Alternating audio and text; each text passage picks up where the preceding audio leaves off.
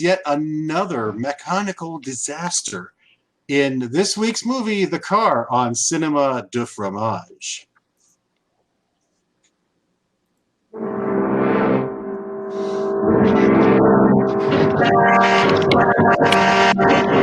Evil has visited the earth in many forms. Now it returns as the car.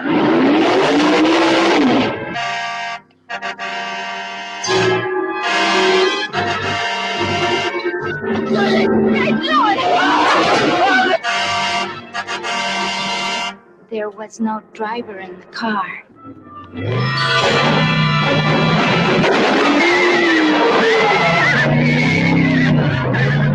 The car possessed. I know why he didn't go into the cemetery. The ground was hallowed.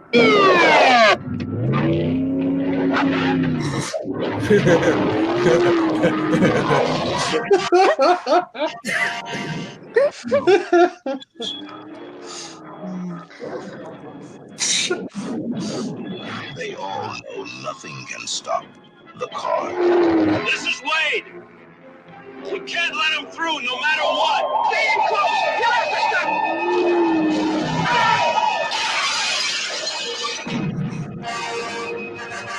There's nowhere to turn. The car, he's in here!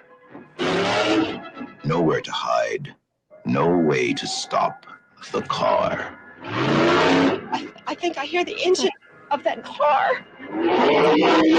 It's around here somewhere. I'm scared. No, I promise you I won't go out. Tell me what to do, baby.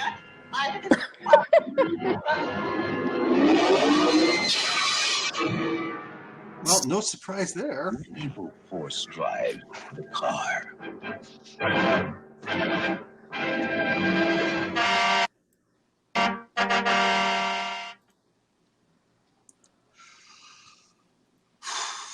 Wow. Yeah, the movie that, has so little suspense in it, it has to ruin any extra little points there by showing you everything that's going to happen. Lovely. Welcome to Cinema de Fromage, Season 3, Episode 2. Took a while for us to get here, but I think we're good now. This week is The Car. And, of course, with me are my usual partners in crime. We've got Kinte down there. Hey, how y'all doing? And over here. Oh, wait, over here. Wait, I can't do this right. I'm pointing the wrong way every time. I have to point that way? It's the blackness beside you. Yes. Hello, blackness beside me. How are you doing this week?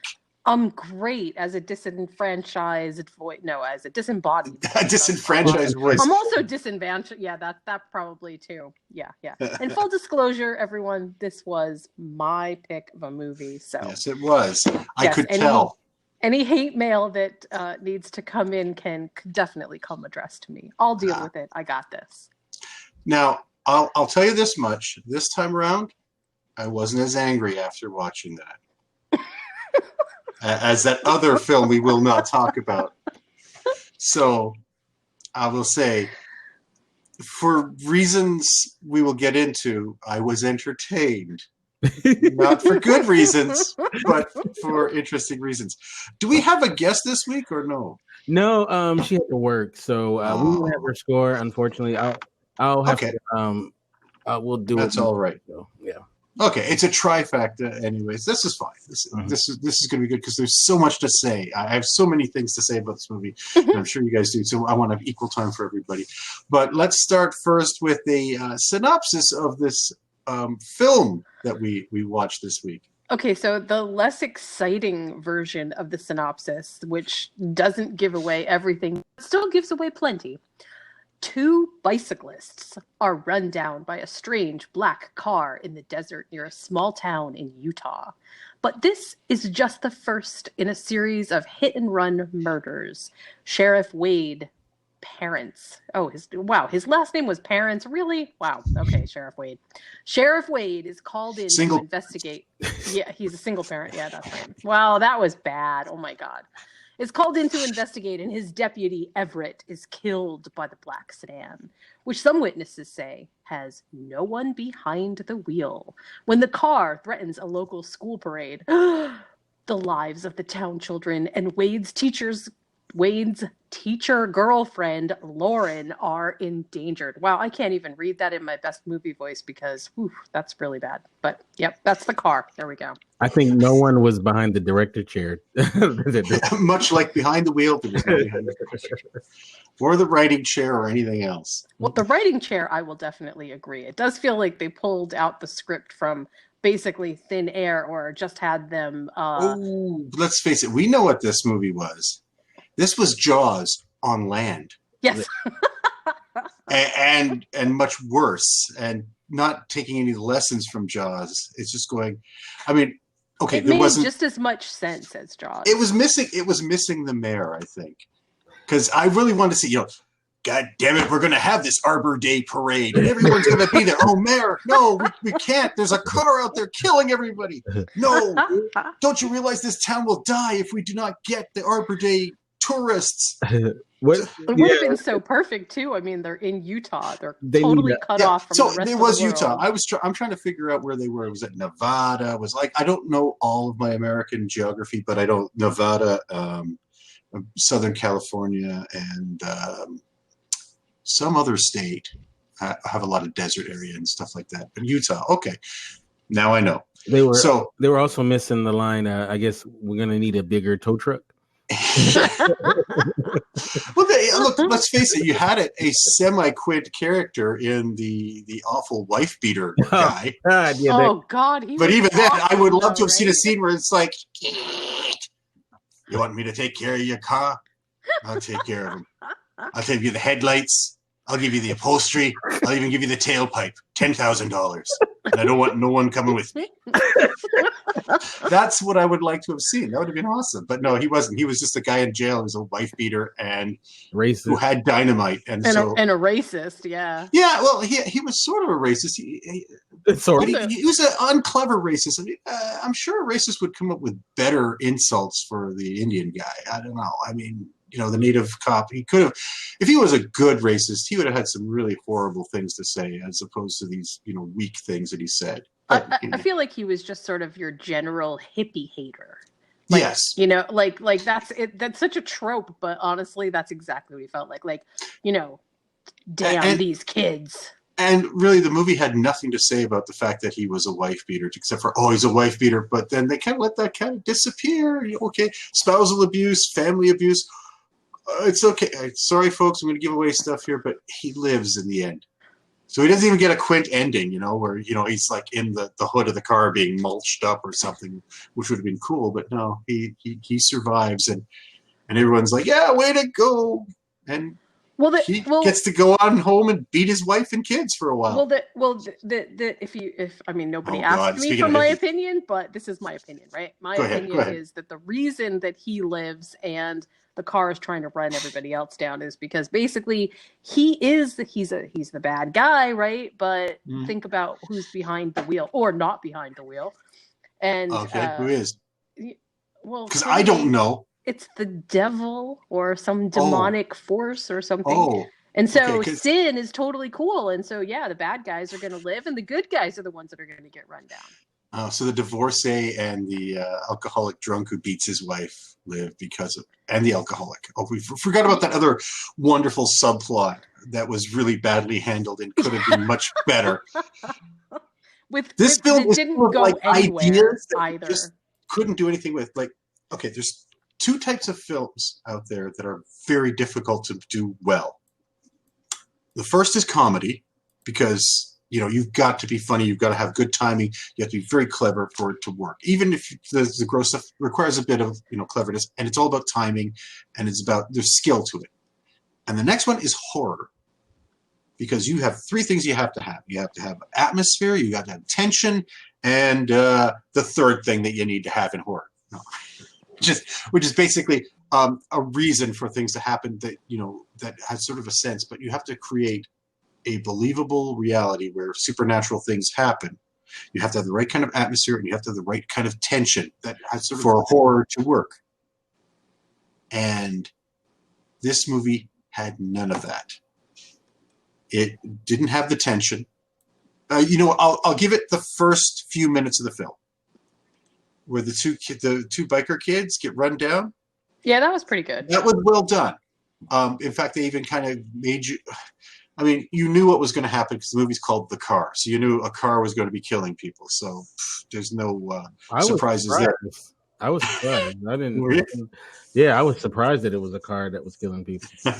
Exactly.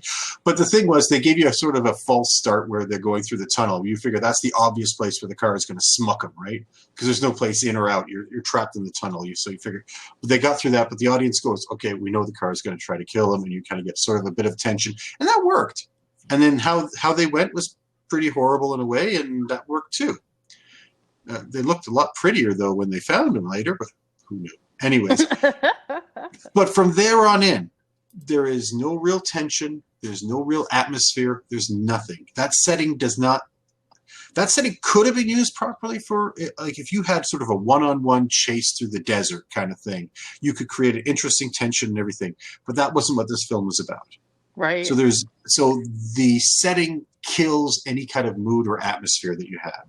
Well, okay, wait. I'm going to push back on that. So go ahead. So maybe the setting. You're right. I mean, in one way, you're right.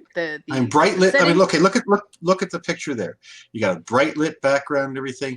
The car has no menace. It looks like a goofy, overdone kind of stylized. So it definitely does to us now. Mm-hmm. I for sure, right? Because I would have been too. I totally get it.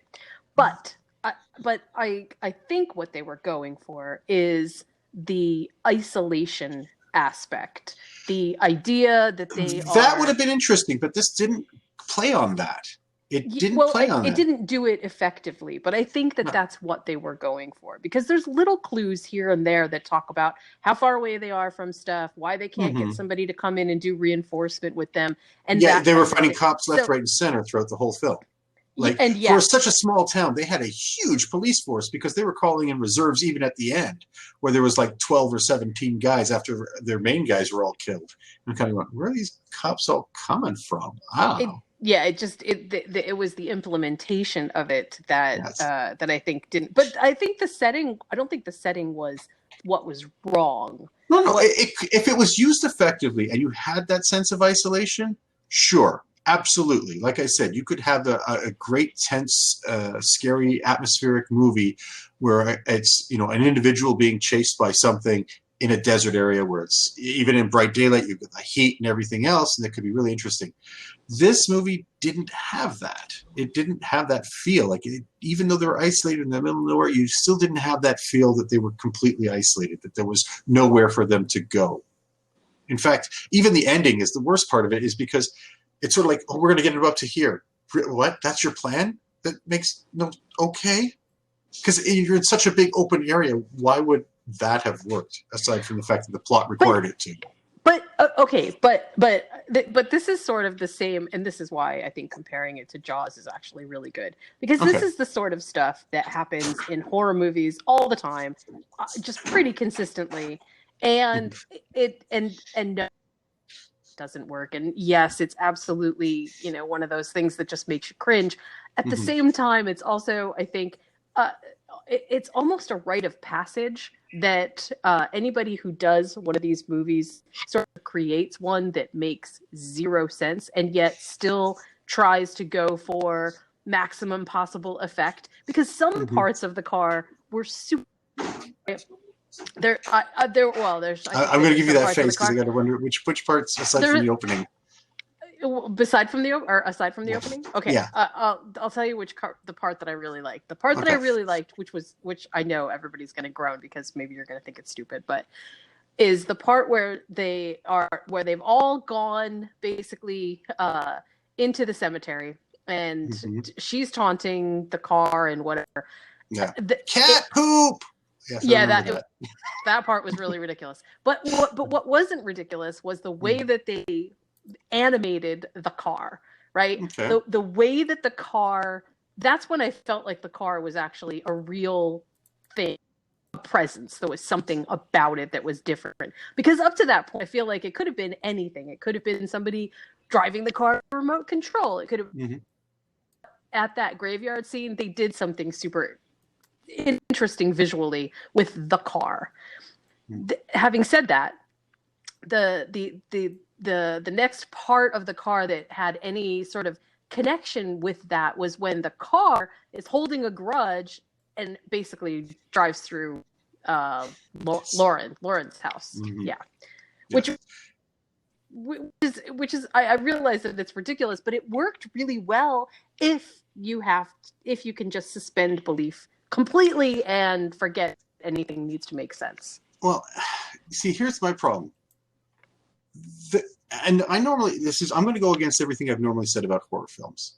Like, I'm one of those people who says, I don't need an explanation of why things are happening in a horror film. Like, I don't want to know why Michael Myers kills people or, all this other stuff.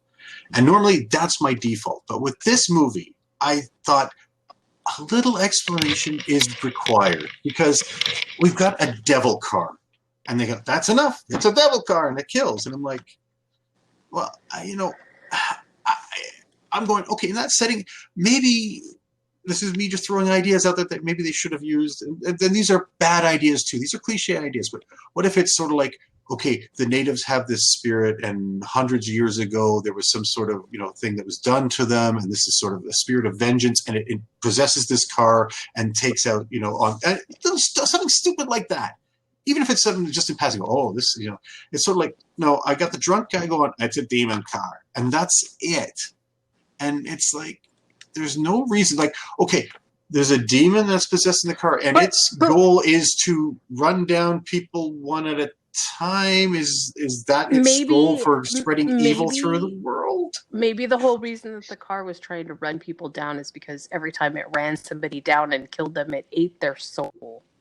Okay, you know what? If they had some sort of hint of that, that might have been interesting too. But we didn't. In fact, I think it would have been a better film if it was a psychopath in a car, a la Duel.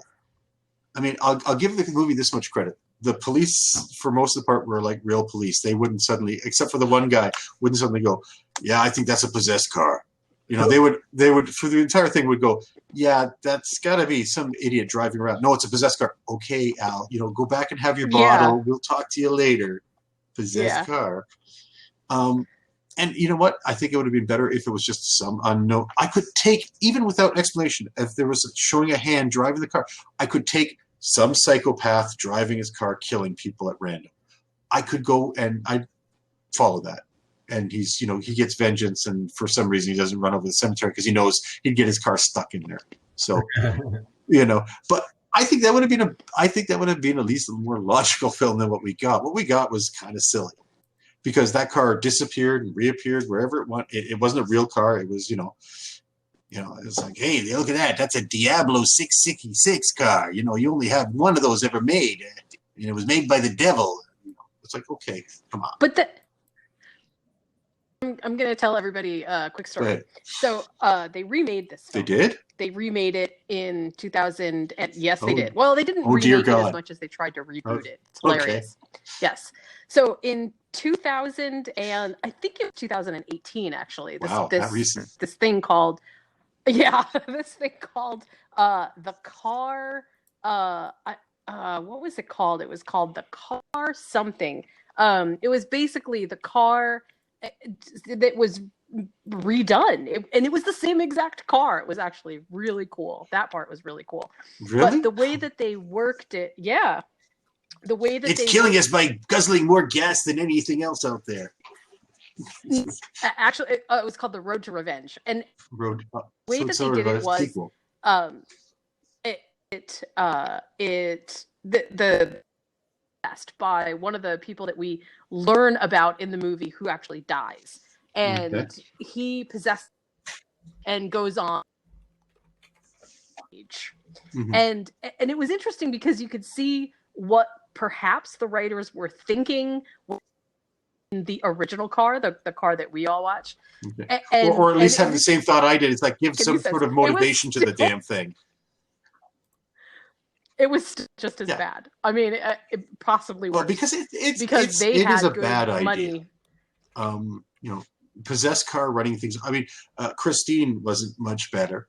Well, Maximum Overdrive. Oh, okay. There you go. There's another stories.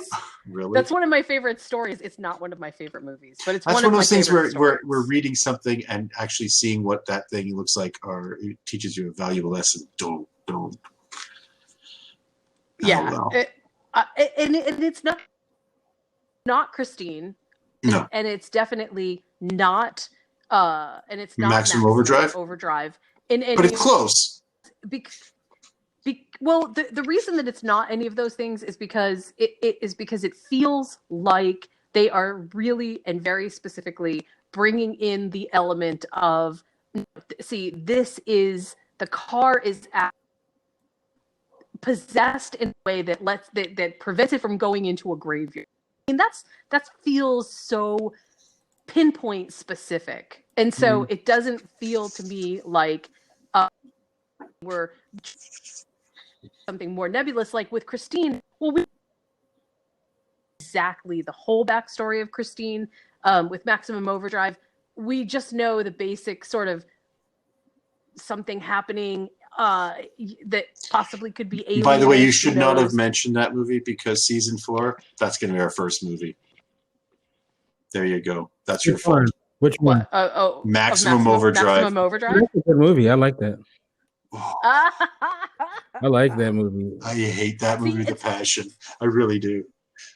See, they're fun. That's though. not fun. The reason that they're fun, yes, they are. They're very fun. Okay. All these movies are. I'm not saying that.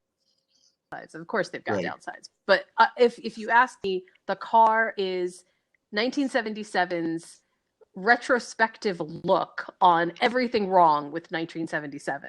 Racism, people being misogynistic. I think you're reading way too much into this. This is, hey, that Jaws movie did really well. Let's do Jaws on the land. No. And that's it. No. I'm not saying that I'm not saying they planned that. I'm saying that for us to watch the version of The Car is for us to understand everything that was wrong with 1977. That because everything laid right out, and it's bad. They did in 1970. They're still sort of dealing with two separate layers of horror. One layer of horror was the horror that we see, like, back as Rosemary's Baby, and then the other layer of horror was the really goofy, stupid horror that had no sense to it. It just was horror because it's scary, because we tell you that it's scary, not even because it has to be scary. That, I feel like, is sort of like that's the piece. Okay. Do you know what I'm saying? I know what you're saying. I don't necessarily agree with it, but I know what you're saying.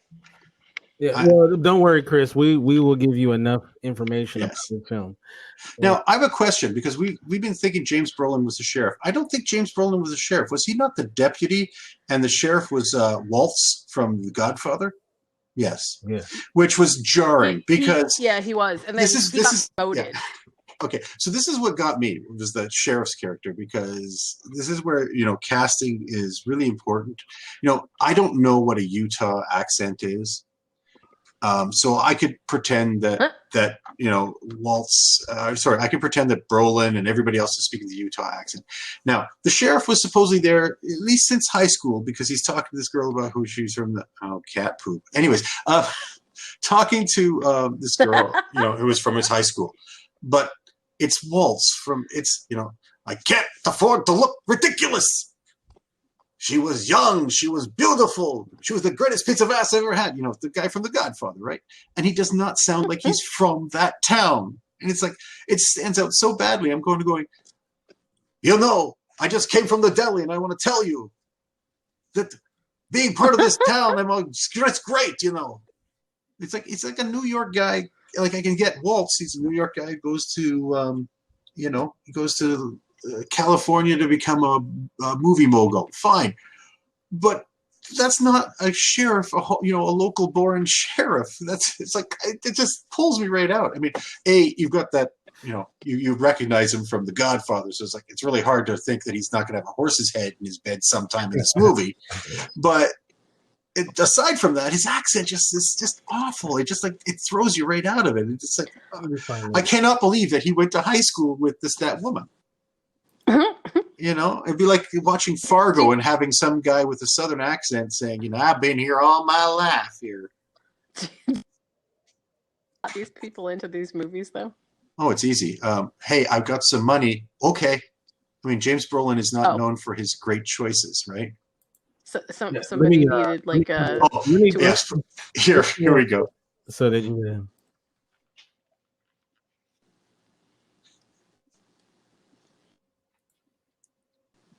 Big season.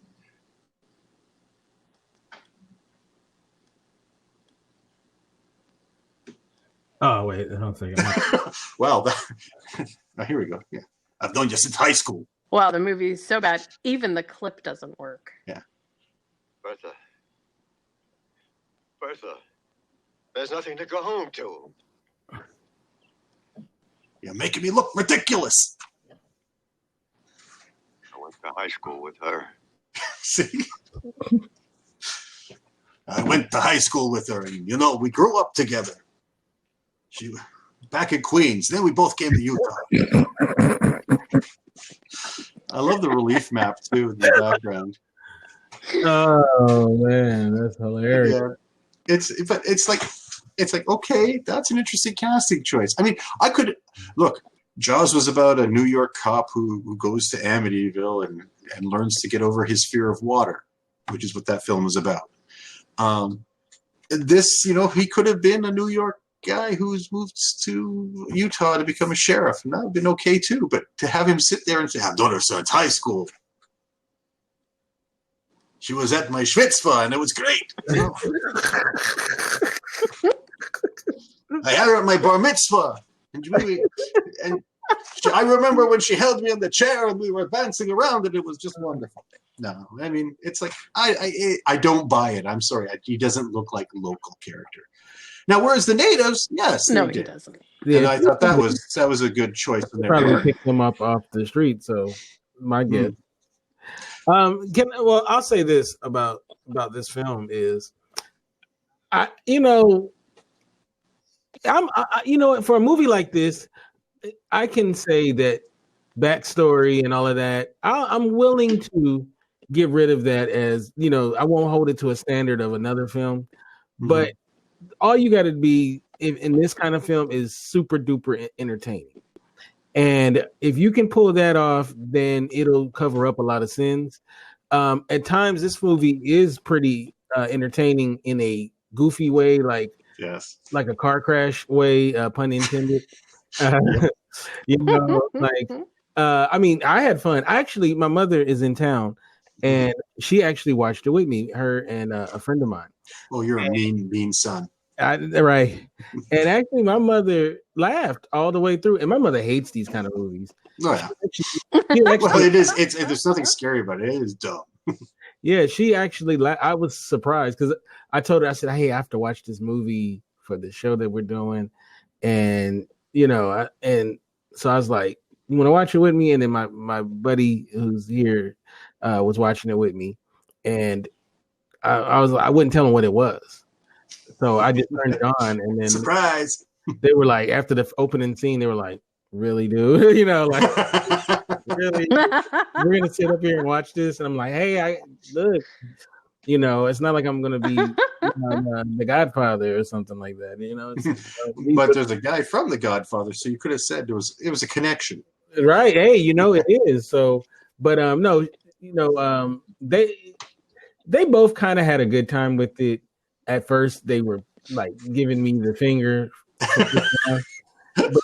I can just picture just sitting there. Oh, what are you doing that for? Why are you doing this to me? But they said, just watch. It gets better. But they did say, both of them at the end, they said they laughed and had it is a huge ball of dumb. So yeah. I can't look. I did not like this film, but I can't hate it. I didn't hate this film the same way I hated Burnt Offerings. Burnt Offerings just made me angry when I finished watching it. This movie did not, because it was so dumb. And it was dumb in so many ways. Okay, buddy, you got cut off by the car? Why'd you open your door? Why not just drive ahead and get away from the front of the car? Because you knew that was going to try to push him off the cliff. But no, he decides to try to get out the other side, which would have been difficult. Well, I guess no. Back then, there was just one single seat, so maybe not so hard. But the thing that got me is once it pushed it over the edge, as soon as it did its first tumble, the roof exploded. It wasn't the engine; it was the roof that exploded. It's like, what? Oh, that's such a common 70s thing, though. I swear to God. No, a lot of those cars, pyros. no, because most of those cars usually hit, trunk or hood first, and it would go up. That thing flipped over, and the hood exploded. I mean, the roof exploded, and it was like, wait, that's not how. Why did the roof explode? But I swear that is. If you can so find that clip, I would love to 70s. see that. Because I'm going to say, most 70s films, the guy does a nosedive into the cliff, and the front of the car blows up first, which you're going, oh, it's the engine blows up. It's like, wait, the gas isn't it? The gas tank's not in the engine. What the heck? But yeah, you're right. There's no Cars rhyme exploding or when reason. every time they There flip is, over. Seriously, there is no rhyme or reason to 70s pyrotechnics. Oh, that's not They just wanted the cars to true. blow up, which I'll watch Bullet and tell me that. yes, it is. Watch Bullet and tell me that's the way they did it. Or French Connection with their car chases. They're totally different. Now, schlock films, those yes. are the exceptions, though. Schlock films, no. Schlock films, definitely, they would have things explode for no reason. But I guess this counts as a schlock film, definitely. But I'm sorry, the car chase where the car decides to take out. Oh, there we go. Okay, that's the scene. Just watch this. This is a guy who doesn't know how to save himself. Oh, I better get out of the car because he cut me off and I'm at the edge. No, it closes the door on him. So his first instinct is not to drive the frick away. No. His first instinct is to do this. Oh, it's pushing me. I better get out this side. Oh, hey. And then maybe, probably get out of the car altogether, get away. No, let's get back in there.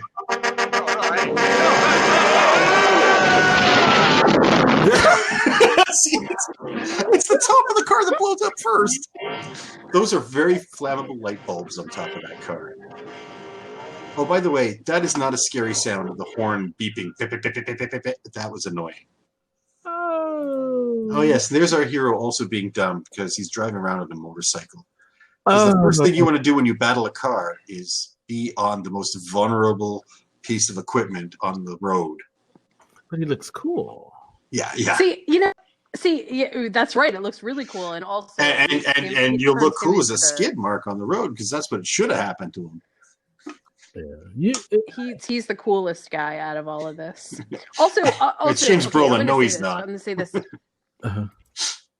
I'm going to say this for this movie, right? So I saw this movie when I was really young. I don't remember exactly how young I was. I remember, again, this was another one of those ones that was VHS or something, but it was actually taped from. It looks like it was made for there television. Were commercials through it, and I couldn't. It was hard for me as a kid. It was hard for me to sort of get what was going on as an adult. It's still difficult, but it was even more difficult as a kid. Remember or feeling a sense of kind of dread that there was any possibility at all that mechanical things wouldn't be controlled by people. Like, that was a very real thing for me as a kid. Now, I think that kids today don't experience that because we have a lot of AI and because it's just sort of a psyche. We understand that things are very automated. To me, this was actually a really scary proposition. Other thing that left a big impression on me was the idea of this, that there would be some crossover between technology and what I would have considered at the time to be evil it imprinted on me. It made me actually rethink a lot of stuff. Like maybe inanimate objects really somehow not what they seem to be totally possessed isn't really the right word, because I don't think I was thinking that.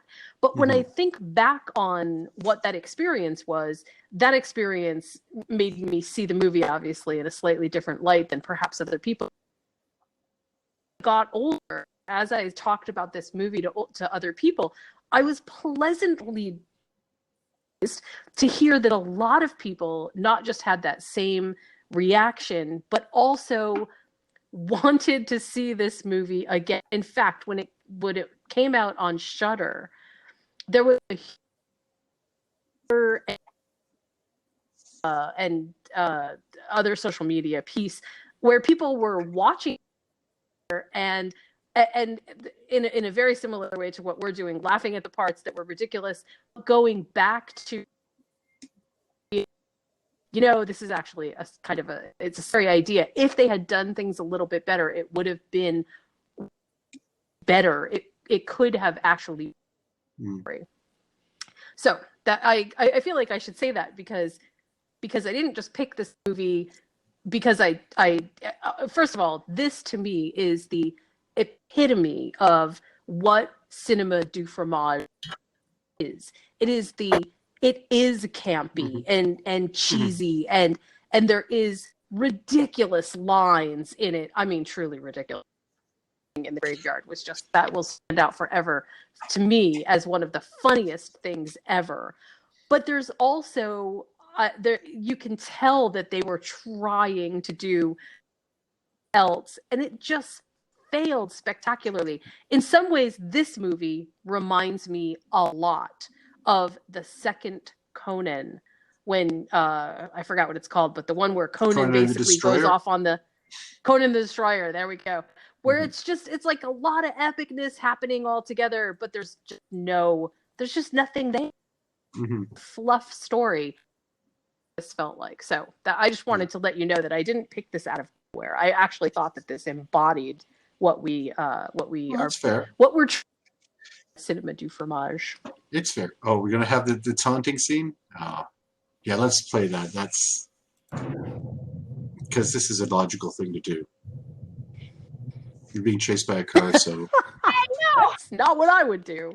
Why don't you get out of your big ugly car, huh? We'd like to see what you look like. I'd like to see what a creep like you looks like.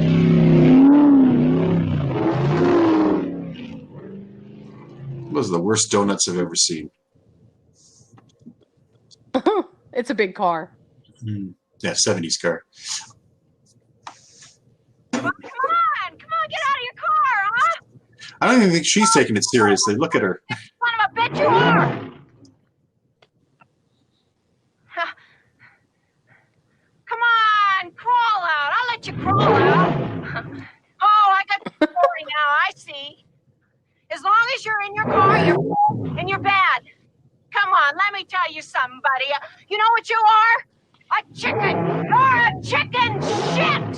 Scum of the earth! Son of a bitch!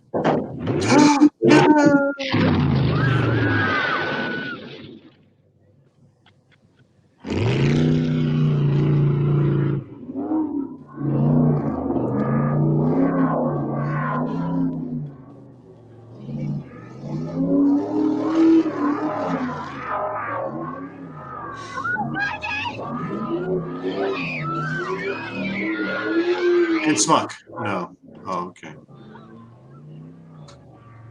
Where'd she run into? Oh, she's running to the cop car. She's got to warn everybody. Oh, back again! My God! This is what can we do for you, sweet thing, huh? Why don't you just get out of that big upside down bathtub and let me see who you really are, huh? You psycho idiot horse's ass!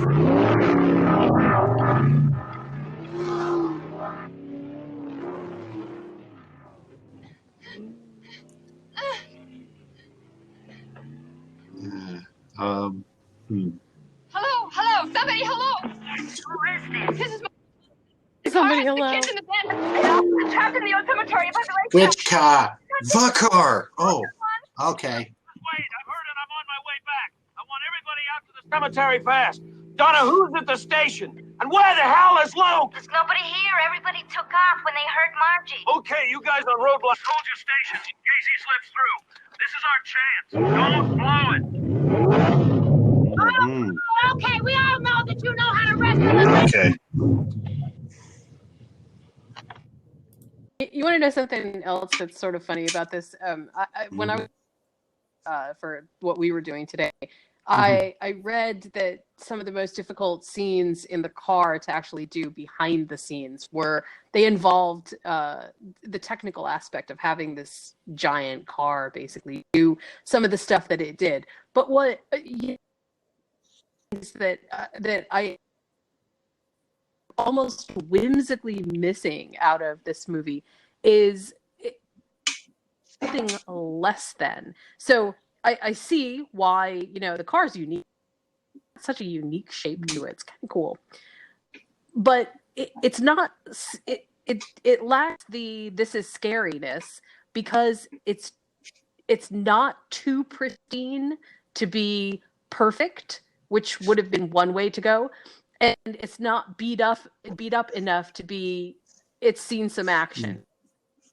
It feels so middle of the road that sort of the car itself has a difficult time, I think, conveying that it's supposed to be this super evil. And it's funny because, again, I can see what he was trying to do. It quite...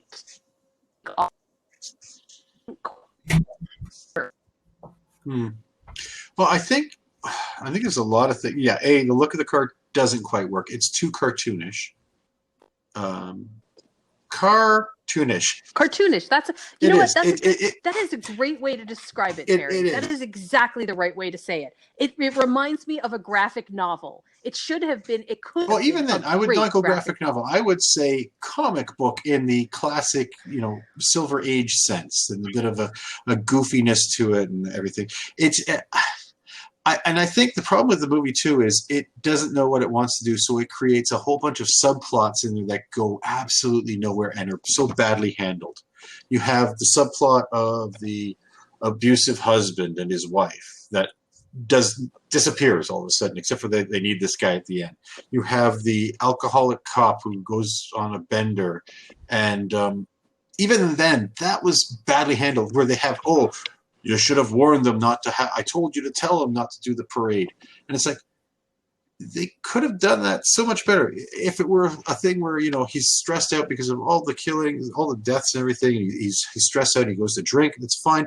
But to have a scene where he's, passed out in his car or something like that, where he could have called somebody or he was going to go see somebody, but he passes out in his car because he's too friggin' drunk, and then he wakes up and it's too late, that would have been more effective than he just, I didn't go because, why? You were that inebriated you couldn't go? Then we didn't see that. There was no sense when he told you that you were so incapacitated you couldn't just call someone and say, you know what, don't do the parade. And it's like, okay. And so and you're drunk, but I won't be again. Okay. And he's the only one that believes the car is demonically possessed. In fact, even in the end, he's the only one that believes the car is demonically possessed because of the exciting explosion that he saw. And so this movie has so many weird, small, little subplots that just go nowhere. We're gonna, hey, I'm getting a divorce, or I'm in a divorce. I'm gonna marry this woman. What do you think, girls? Yeah, we like her. Oh, okay. Okay. I mean, obviously, it doesn't go anywhere because she dies. Yeah. Sorry, spoiler alerts. But even then, there's no emotional payoff, really. It's kind of like this is just a plot point. Let's go on to the next bit. There's right. There's no the problem is that there's no emotional investment that anyone can make in any protagonist except, to me, the car. That's the only emotional protagonist. Even then, I had no feeling for the car because I have no idea what its motivations are. I don't know why it's doing what it's doing. You did? Yeah, he's evil. It's evil. It's just evil. But that's evil a doesn't cop need out. any purpose. No, you know what? But it has to have a goal. What is the evil's What was goal, the in goal? this What was movie? the goal of the demon in The Exorcist? It was to possess the girl and control the girl. And because The Exorcist, that's the Clearly thing. The that's Exorcist is a not small, it's a all. small, no, hold on. It's a small cosmos thing, right? It's the effect on the individuals around this girl. And that's what that story was about, so that you didn't worry too much about what the bigger plan was. But this car is roaming around killing people for no reason that we can understand, except for that it's bad. And that's not good enough. I mean, in the story, you know that's weak writing when you go, its motivation is that it's evil or it's bad. It's like, I can understand like a force of nature, like, okay, a storm is coming in, it's going to destroy things. It does it because that's what storms do, that it's just a force of nature. The car doesn't feel like a force of nature because it's a mechanical built thing. It's an object that we know is man-made in a way, even though, let's say it's demon-made, whatever. It still doesn't have, there doesn't seem to be a set motivation or goal for this thing, aside from driving around and hitting random people. Like there's but see in like, my mind, what would happen if they didn't that's destroy enough. it? What would it do? What do you think it would do if they didn't destroy it? Well, that's what they did in the end, and then we were supposed to be all scared when it was honking In fact, away. I was kind of hoping, but it did. They showed it at the end. Yeah, in a way. In the credits, they showed the car driving away. They were trying to set up. And it was like, okay. So, but I mean, it didn't feel like it. So they didn't destroy it. Yeah, so but there even it is. then, it doesn't feel like there's like. But that's just because you can't destroy evil, not because you couldn't destroy the car. Okay, evil as a nebulous force is like, it's boring. There's nothing interesting about that. It's evil because, I mean, I might as well show a storm and go, okay, the storm is evil because it destroys things. You know, okay, and? You agree to disagree. I honestly do. I mean, I like to see the evil have some sort of goal, even if it's something small. Like, I'm going to possess this little girl and take her over. Can I, you know what, I need to save that clip. That was funny. He said, I need to see my evil. What is it? Have a goal. Yes. that's how Terry needs to have. No, my evil needs to have a set goal. So like the Empire wants to control the galaxy. I mean, even if it's as big and dumb as that, but at least it's, you know, the shark wants to eat. You know, okay, in Jaws, it has a motivation. It does what it's doing. You can understand why it's doing what it's doing. The car is doing what it's doing because it's bad. And, you know, even like Michael Myers, he kills because he's got a, you know, it was compulsion to kill. I mean, even then, that's sort of understandable. Yes, he's a force and it is just evil. But at least you can almost see what his goal is. He's aiming to kill these 3 girls. That's in the movie. That's its goal. His goal, right? Wait. I think that this is all. This is problem with personification when it comes to, especially when it comes to what we would consider to be inanimate, right? Right, but they did personify it. Give, I mean, they personified the car. It was killing people. It was getting vengeance for being dissed. But it didn't have.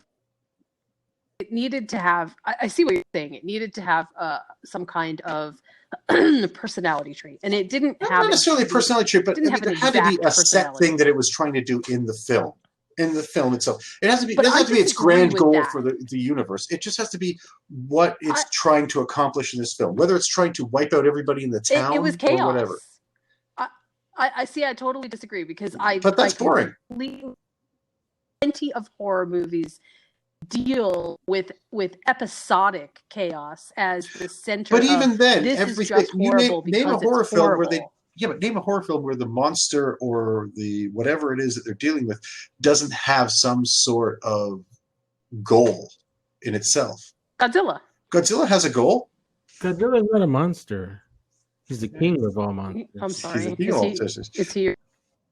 It depends on what era you're talking about. In the later part of the 70s, he was a friend and defended Tokyo against other monsters.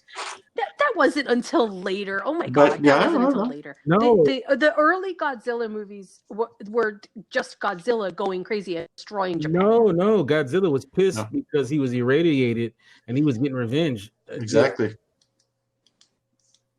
The only really serious Godzilla film is the first one. See, that's just the No. thing. You're reading something into Oh no, a absolutely film, not. and that's awesome. Oh no, no, because no, no, no, that- no, no, no, no, no. It Hold is. on. No, that's the intent. That was totally no, hold on. believe- That was the intent of the creators of the first Godzilla film. That was their discussion of what had happened to them less than 10 years prior with Nagasaki and Hiroshima.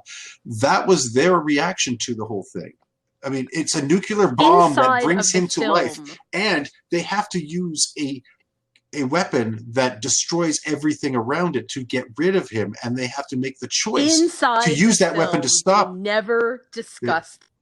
No. What? Oh, if you're talking about the characters in the film, no. But the creators, absolutely, that was their intent. Because in the So end, just the because question, we have the question of the first talked- Godzilla film. Hold on a second. Just hear me out for 1 second. Okay. The original Godzilla film, Godzilla King of Monsters, or whatever it was called, I can't remember now. But the scientists come up with a way to destroy the monster, knowing that it will kill almost everything in the ocean around it. And they have a super powerful weapon that destroys everything. And they are resting. Is it more important to destroy the enemy that they are dealing with this horrible weapon that can be used against everything, the oxygen destroyer, as it's called, or not? And they end up having to use it to stop the enemy. And it's their way of dealing with, and the creators at the time was dealing with the whole thing. And if you look at the scenes, and we're not talking about the version with Raymond Burr or anything like that, the American version. We're talking the original Japanese version. You're looking at all these people in cities that are being destroyed, and you're seeing what their view of what was happening, where you had an unstoppable force destroying and leveling their cities and everything. And we're not talking about the way it looks in later films.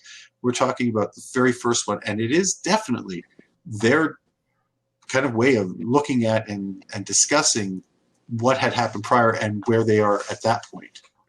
Yeah, I mean, and there wasn't going to be a scenario. So I agree with all that. Mm-hmm. I agree with all that. I do. I also think that you're using one standard to movie. And don't get me wrong, I'm Right. not defending this in the way that I think you might think I'm defending No, it. no, I But know you're that. using a completely different scoring system for another movie. So because what it feels like you're saying is that just because we haven't talked to or gotten opinion directors and the producers to get some and what was happening, we can't understand it, and therefore it just sort of feels nebulous. I know, but I mean, like I said, even then, so his whole feeling was to go out there and he's attacking what's destroying him. So there's a motivation for the monster even within the film's concept, right? Not what the creators are trying to go for, but the concept of what the creature is doing is attacking what is attacking him in his mind. That's a motivation. It's primal. It's not very, it's not like he's thinking it out. He's got a plan or anything. That's what he does. Look at that. I mean, look at that. He has a plan. He's taking out the that's their, yeah. I think that was their plan, was to use the electricity to stop him. If I remember correctly, he was vulnerable to the electricity. Yes. But the thing is, like what I say is, even in the smallest thing, like when you're watching like Alien, that creature is just trying to survive in the ship and get rid of everything in the ship, right? So it's got sort of a goal. It's not a big goal. It doesn't have to be a major goal, but you can sort of see what it's trying to do. I look at the car and I go, what's it trying to do? Kill everybody. Why? It's evil. It kills people. It's like, it's not enough. If it's trying to survive. I have a problem with that. I just Okay, don't. that's fair.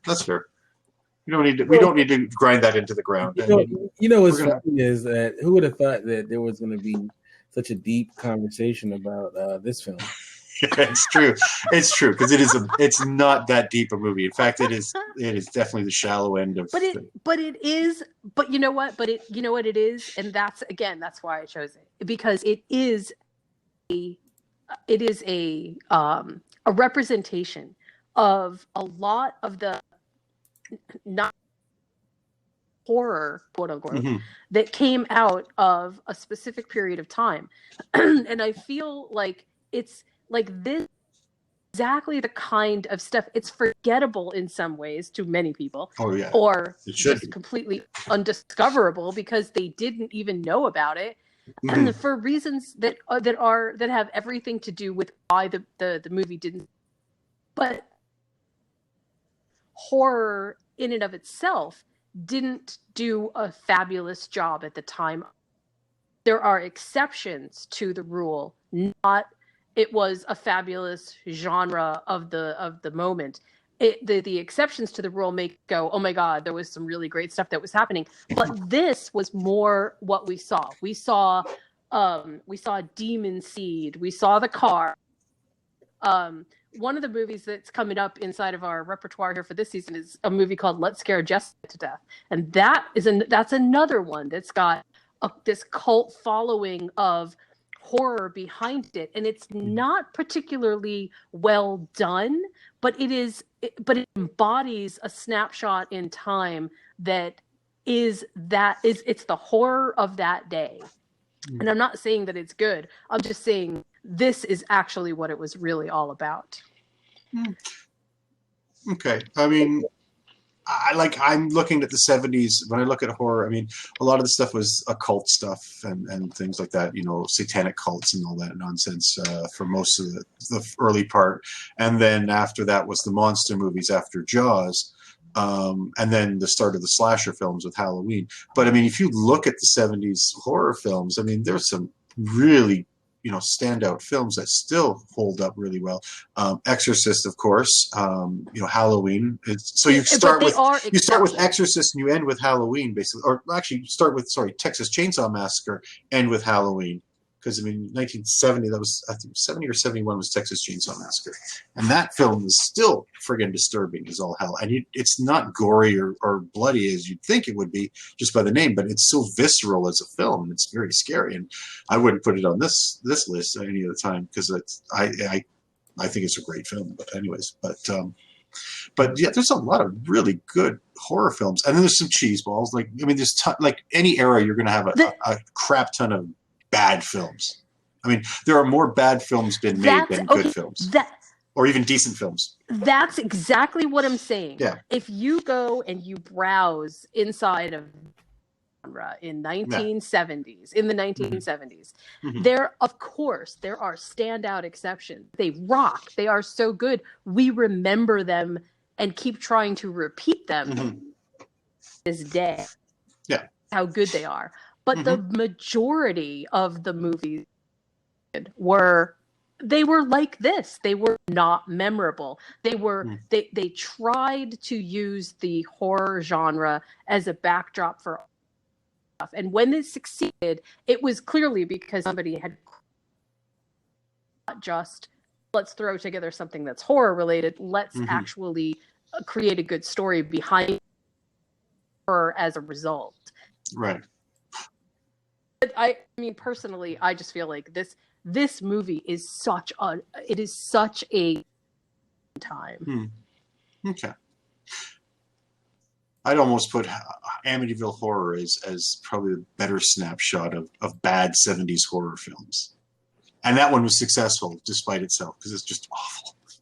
I didn't know there was a Tales from the Crypt movie in the 70s. Oh yeah. And there was also a Vault of Horror, which was the other, and it was done. It was about the Hammer film. I can't remember if it was Hammer that did it or not. But yeah, they based it on the EC Comics. Get out of here. Yeah. And you look at the cast. You got Ralph Richardson and Joan Collins. Wow. Quite a few. Yeah. Was it good? Was it any good? It was an anthology film. No, it had it's a typical anthology film from the time. It was goofy. They tried. Yeah. I think they really did try, but it took until Creepshow to get horror anthology even marginally sort of so that they could incorporate camp with actual good horror. Yeah. I have no idea. Okay. It's not a bad one to look at. It's a one-off thing. You watch it once, and that's as many times you need to see that. Never see it again. All right. So I think this is a good time to. We're gonna spoil the ending. Oh God, I know people are gonna be so mad. So let's show. I'm gonna show the ending. Oh yeah, I hate the ending too. By the way. Oh, you got it. Go ahead. Ending. This ending is perfect. All right, The plan is so dumb, but okay. Go ahead. Wait, not yet. No, not yet. Now go!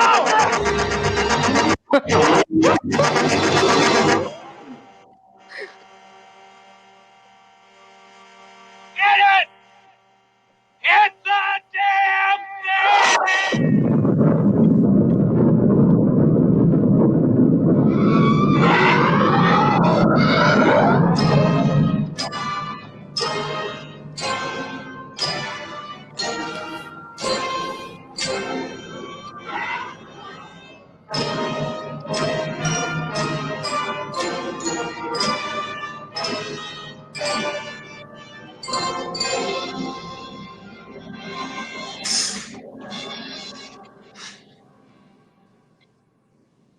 Okay, two things out of that scene. One, I keep forgetting how bad the soundtrack is for this movie.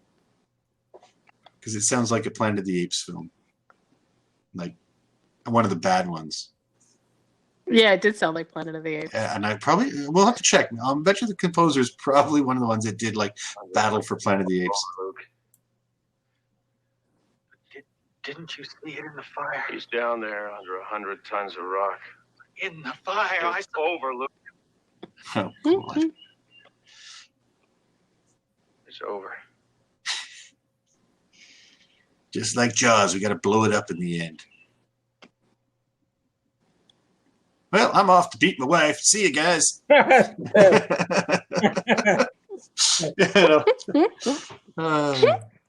gonna go for a drink. Yeah, let's go. But like the whole plan they had. Okay, this is where where the setting kind of ruins it. They've got this huge, wide open spaces and everything, and they're planning to get the car, not knowing what the damn thing was trying to do. But they figure they're going to get it, chase them up to the top of this hill, where at the bottom they have all this explosives. And it's like, wait a minute. That's kind of a really dumb plan that really requires everything to go well in your favor to work. And that shouldn't have worked. But I guess it did. Oh, well. Hey, it was filmed in Panavision. Yeah. Thousands of meters of film were wasted in the making of this product. This is interesting movie. Yeah, you know what? Look, there's some fun bits to it. There's some goofy stuff. How he takes out the two police cars by making himself flip in the air and wipe them out. It's like, okay. But then once I saw that, I realized, okay, the car's indestructible. So them blowing it up in the end didn't mean anything. So there's no catharsis there. Yeah. That together. No, that's for sure. They had no idea. They'd had a few set pieces here and there and said, this would be kind of cool. This would work. Okay, far out. Let's do it. Right on. No, I mean, the police officers didn't get that it was indestructible. Oh, okay. They should have. But they didn't. I mean, honestly. Well, in the end, it didn't attack them anymore, so I guess they won. So there you go. Car's gone. Whatever. But I mean, I'm just closing thought on the car is it's not this, like a lot of movies from the 70s for me, holds some kind of, can't really define it other than that there is a very sort of fun atmosphere around B cinema 70s stuff that is, it's entertaining as heck to watch. There's so much to contrast between the way that we create films and do stuff now and sort of where we have come from. And it I love the snapshot. I really do. This was actually a fun. Yeah, I got you. That's fair. No, it was fun. I mean, I had a good time with it. Yeah, I mean, I look, like I said, I didn't walk away angry afterwards, so that's a good sign. So it was okay. I had a few laughs here and there. Would I watch it again? No, never. No, not even if your life. No, if it was my life dependent, I'd be like, well, take my life. I don't need to see that again. I saw it once before. I don't need to see it again. Well, All right. well, I do have another opportunity this season to get you to that level. So all hope is not All lost. right. Hey, That's Herbie. okay. I got a few of my own there that I got to throw at you, so it's all good. All right, so we are going to do the score now because our guest unfortunately couldn't make it. She's going to give us the score later today. I was hoping that she could pop on, so I won't be able to give the final score. So we'll do that at the beginning of the next episode. All right. So, Jen, why don't you start off?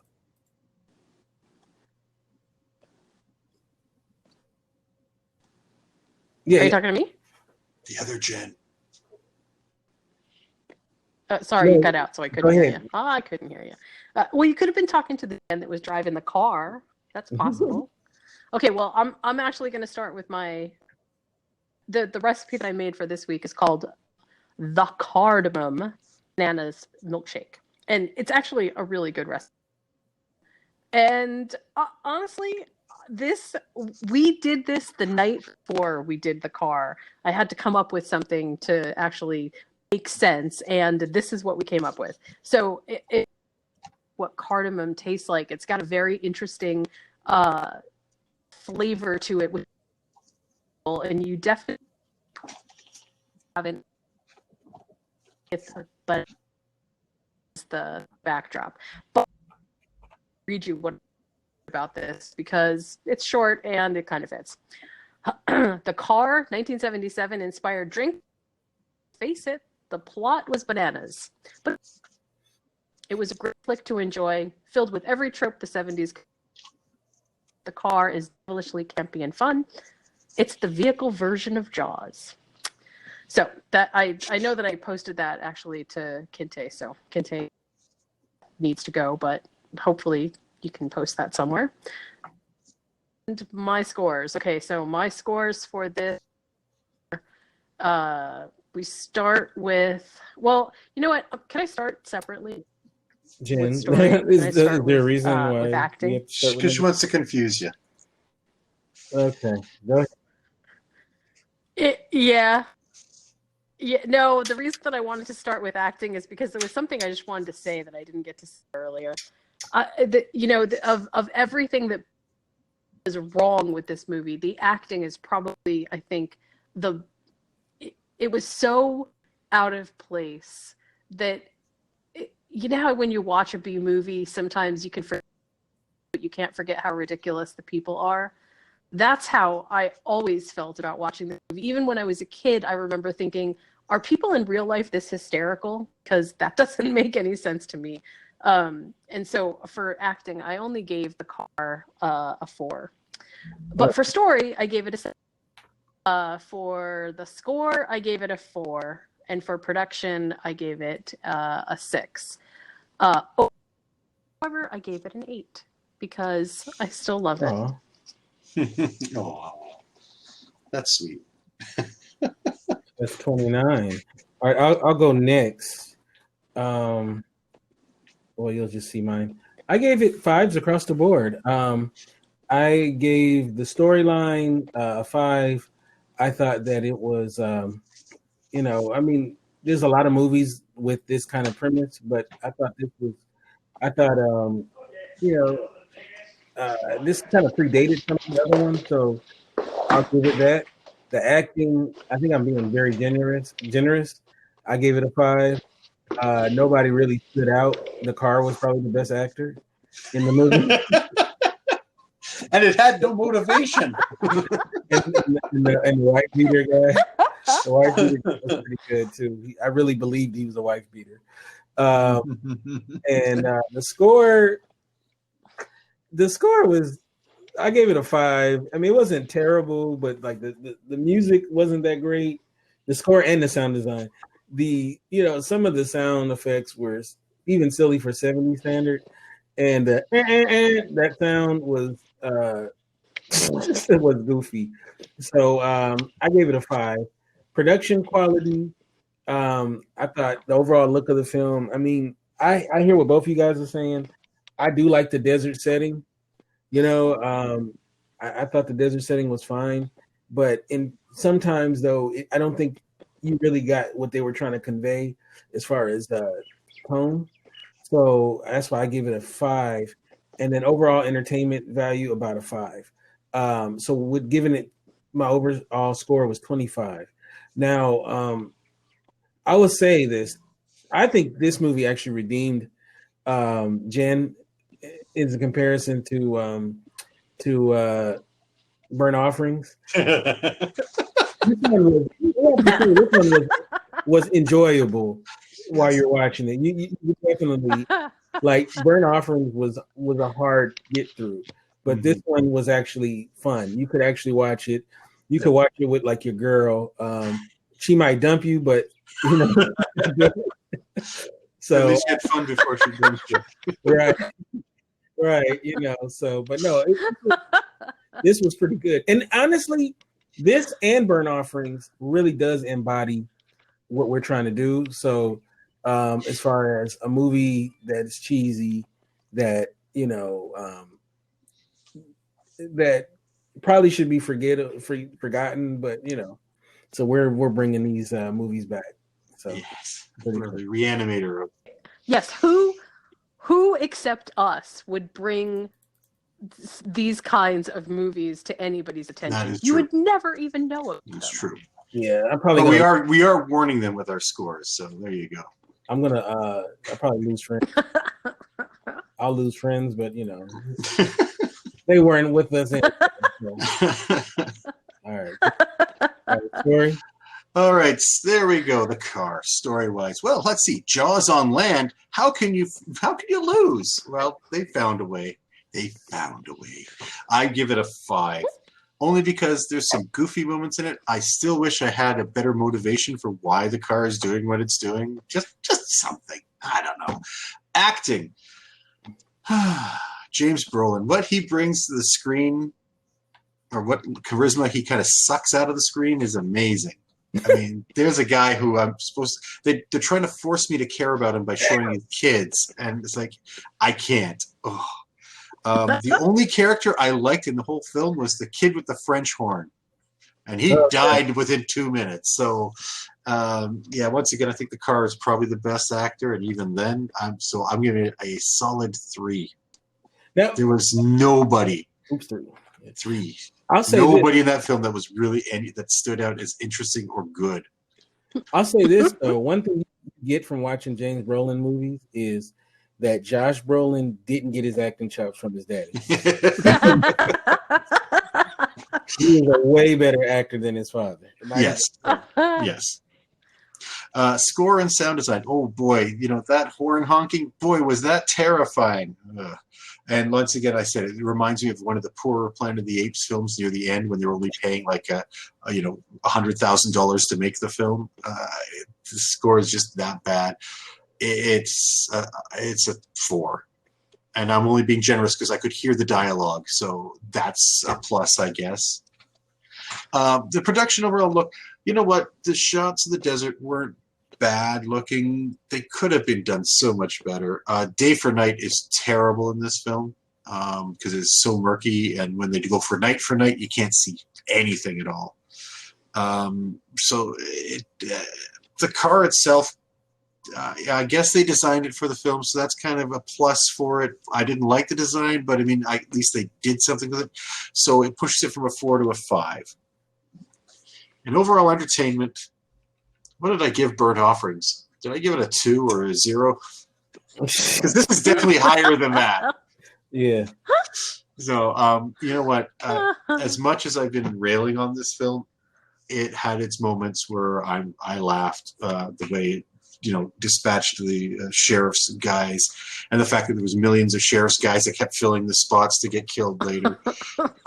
So I give it a 6 because I did have fun watching it, despite itself. Despite itself, I did enjoy it a bit. That's 23.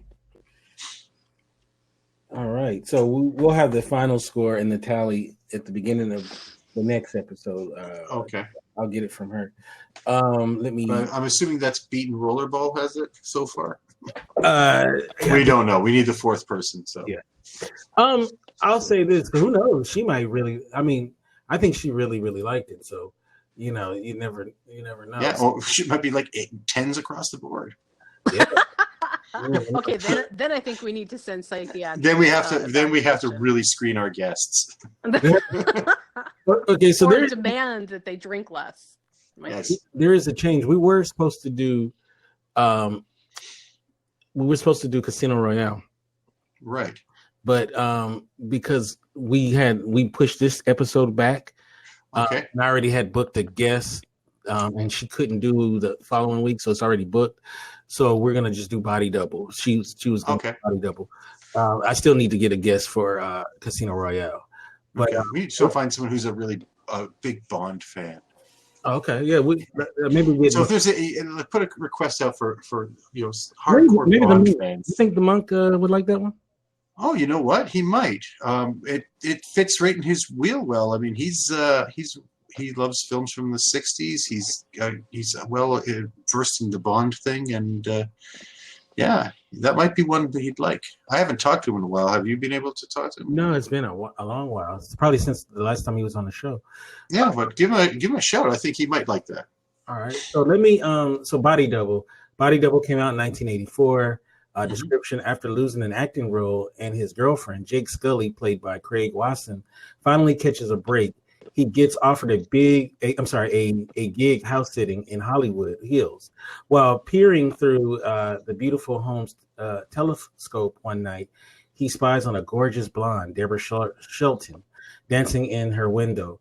But when he witnesses the girl's murder, it leads Scully through the netherworld of adult entertainment industry on a search for answers, with porn actress Holly Body, played by Melanie Griffin, as his guide. This was my movie that I chose. I'm a big Brian De Palma fan, and he's made a lot of cheesy movies, but this one I really do like this movie. So we'll see. I think I sent it out, right? Yeah, you did. Yeah. So I don't know. I'm surprised you didn't pick Raising Cain if you were going to do. I like Raising Cain too. Raising Cain is a good because that's definitely more of the cheese factor. I haven't seen Body Double, so I can't tell you. Yeah, I can't compare. Or I'm gonna just say the score is outstanding. So I like Raising Cain too. That was good. Yeah. Well, John Malkovich. I mean, not John Malkovich. John Lithgow.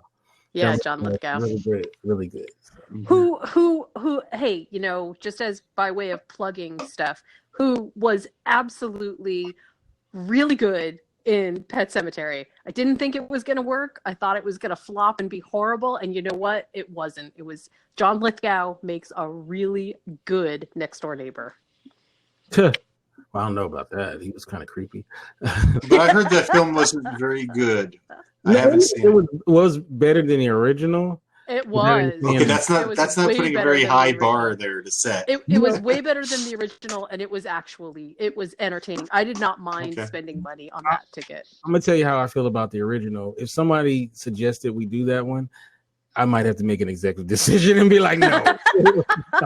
Hey, I don't want to watch that again. I can't watch that again. I guess I could go off memory, but if I have, because I watched it like 5 years ago, it was god awful. It was. I liked it as a kid. I was like, was I on drugs as a kid? This is not good. This movie's not good. Well, it's the amount of exposure to good stuff you get. It's sort of like eating sort of a mac and cheese, the packaged mac and cheese stuff, right? When you're a kid, you go, oh, this is delicious, yeah. And then you have like real pasta, like you have a fettuccine Alfredo from a nice restaurant, and you kind of go, oh, I didn't know that food could taste this good. I thought this was good. Now I won't touch that crap now, even if they put hot dogs in it. Yeah. Well, I must be a junk food junkie because I love my B movies. My B movies they're my friends. Oh, I love B movies too. Hey, I wouldn't have suggested this thing if we weren't good. Now, let's put your money where your mouth is. We have to do sometime, not maybe after we're finished this run, we have to do a Breen-a-thon. Breen? Neil Breen films. Oh yeah, Have you seen them? Yes. No, I've only heard about it. Oh my God, they are something out of this. It's basically this guy who's got enough money to make his own films. He writes, directs, and acts, and he pays people to be in them, and not necessarily good actors. They're mostly incoherent. They are bizarre. They're weird, and they are the most amazing things you'll ever see. Okay, well, maybe and to be honest, I want to do like a basic like. I don't know what kind of format we could do. Just like, using something like this, okay, playing it.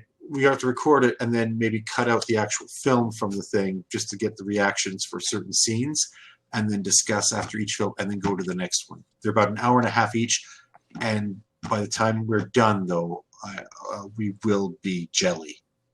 Oh wow! Because they're so weird, bizarre, awful, and wonderful at the same time. Like the man he's the Ed Wood of our time. Even though he knows that people are mocking stuff, he still pushes on. He doesn't play up to it, and so it gets even weirder and weirder. He hears people like his films, doesn't know why they like his films, and so he just keeps going. And it is. I would love to see your reactions to these things because they are bizarre. Definitely got to do that. Jen, how can we get you on social media and all that good stuff? Social media, you can find me at Following Bliss Following Bliss 1 on Twitter. And you can find my websites at movies.com and criticallaughs.com. And you can get me at Kente F on Twitter, and you can go to the website indieradio.org. And what about you, man? Hi. Professor Psycho's moviemadhouse.com. That's where you find my website. And the Unreal Professor Psycho is my Twitter handle, which I haven't done stuff with lately, but if people do start following, I will start posting. All right. So we'll be back with an all new episode. Peace. See you next week.